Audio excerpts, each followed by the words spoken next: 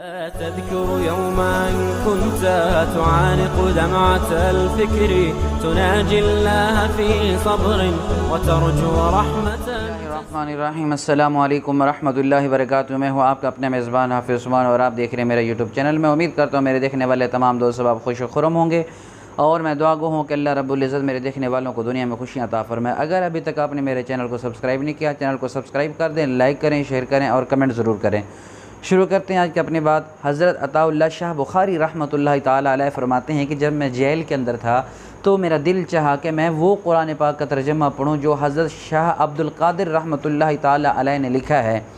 تو فرماتے ہیں یہ میری خواہش تھی اور میرے اندر کا جذبہ تھا, تو میں نے اس غرض سے قرآن پاک جیل کے اندر منگوایا اور قرآن پاک کا ترجمہ پڑھنا شروع کر دیا. قرآن پاک کا ترجمہ پڑھتے پڑھتے جب میں قل هو اللہ احد اور اللہ الصمد پر پہنچا تو فرماتے ہیں کہ شیخ عبد القادر رحمۃ اللہ تعالیٰ علیہ نے بڑا ایک عجیب ترجمہ کیا ہوا تھا قرآن پاک کا. عجیب الفاظ نیچے لکھے ہوئے تھے. وہ کیا الفاظ تھے؟ فرماتے ہیں وہ لکھے ہوئے تھے نراس ترک, یعنی کہ اللہ الصمد کا ترجمہ نراس ترک لکھا ہوا تھا. فرماتے ہیں کہ میں نے بڑا غور کیا اور بڑی سوچ و بچار کے بعد مجھے سمجھ نہ آیا کہ نراس ترک کس کو کہتے ہیں, نراس ترک کا ترجمہ کیا ہے. فرماتے ہیں پھر میرے خیال میں اور میرے ذہن میں آیا کہ ہمارے ساتھ ایک قیدی ہیں جو ہندو پنڈت ہیں, تو میں ان کے پاس گیا اور سارا یہ معاملہ بتایا کہ میں قرآن پاک کا ترجمہ حضرت شاہ عبد القادر رحمۃ اللہ علیہ کا لکھا ہوا پڑھ رہا تھا. تو اللہ الصمد کے ترجمے میں اللہ الصمد کے نیچے نراس ترک کا ترجمہ کیا ہوا تھا. نراس ترک کس کو کہتے ہیں؟ حضرت شاہ عبد القادر رحمۃ اللہ علیہ نے یہ ترجمہ کیا ہوا ہے. اب عطا اللہ شاہ بخاری رحمۃ اللہ علیہ فرماتے ہیں کہ جب میں نے اس ہندو پنڈت کو نراس ترک کا لفظ بتایا تو وہ یہ لفظ سن کر وجد میں آ گیا, اس پر عجیب کیفیت طاری ہوگی, گھومنے لگا, جھومنے لگا, تو بڑا عجیب اس پر وجد طاری ہو گیا. کچھ دیر انتظار کرنے کے بعد جب وہ ہوش میں آیا, اپنی اصلی کیفیت اور اصلی حالت میں آیا, تو میں نے اس سے پوچھا میں نے تو تمہیں کچھ نہیں کہا تھا, تمہیں کیا ہو گیا تھا؟ تم بڑی عجیب کیفیت میں آ گئے تھے اور تم پر ایک وجد طاری ہو گیا تھا, تمہاری حالت چینج ہو گئی تھی, یہ کیا ہوا تھا؟